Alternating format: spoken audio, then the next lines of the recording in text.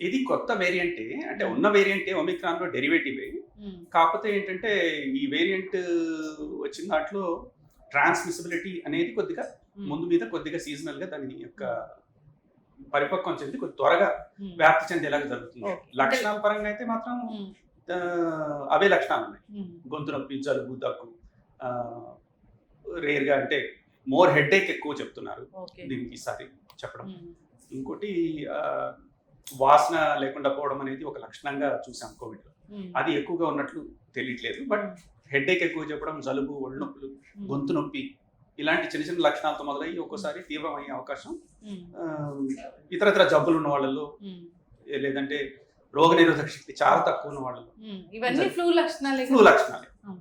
ఇప్పుడు వచ్చింది ఫ్లూ లేదా కోవిడ్ అని ఎట్లా తెలుసుకోవాలి? టెస్ట్‌కెళ్ళాలా? టెస్ట్‌కి వెళ్తేనే మనకు ఇది కోవిడా కాదా అనే విషయం తెలుస్తుంది. ఆ! కాకుంటే ప్రతి ఒక్కళ్ళు టెస్ట్ చేసుకోవాలా అనేది క్వశ్చన్. అవును డాక్టర్. కానీ మనం ఫ్లూని మామూలుగా ఎలా డీల్ చేస్తూ వస్తున్నాం, మామూలుగా వచ్చే జలుబు, ఫ్లూని కనీసం 48 గంటలు హ్మ్. తేలిపాటి మందులు అంటే సపోర్టివ్ మెడిసిన్స్, హ్మ్. ఓవర్ ద కౌంటర్ మెడికేషన్ తీసుకొని కొద్దిపాటి రెస్ట్ తీసుకొని ఎక్కువగా హైడ్రేషన్ హ్మ్. అండ్ అవాయిడ్ చేయడం, జనసమ్మర్దం ఉన్న ప్రదేశాల్లో పోవడం హ్మ్. అలాగా ఉండి ఇతరులకు అంటించకుండా హ్మ్. తాముగా రెస్ట్ ఎక్కువ తీసుకొని అలా చేయడం వల్ల రికవర్ అవుతున్నాం. అలా కాని పక్షంలో మూడో రోజు వెళ్తుంది, 72 అవర్స్ వరకు కూడా సింప్టమ్స్ పెరుగుతున్నాయి, లక్షణాలు పెరుగుతున్నాయి.